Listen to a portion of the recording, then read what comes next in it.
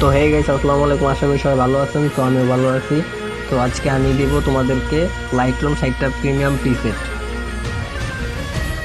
তো ভিডিওর সাথে থাকো, কালারগুলো দেখো। সবাই ভিডিও লাস্ট পর্যন্ত দেখো।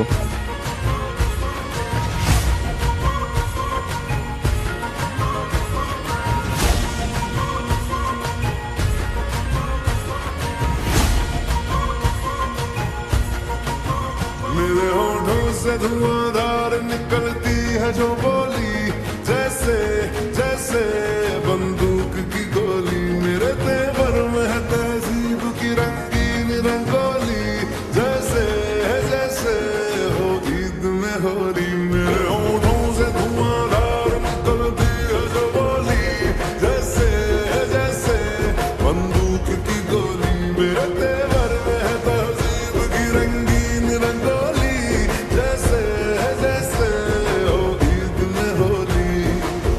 मेरे जीवन की दशा थोड़ा रस्तों का नशा, थोड़ी मंजिल की प्यास है,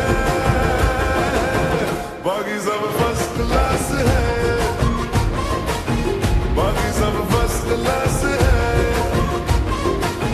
बाकी सब फर्स्ट क्लास है। हाँ कसम से बाकी सब फर्स्ट क्लास है।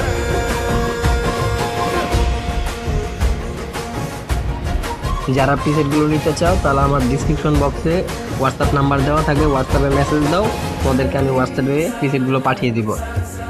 ধন্যবাদ।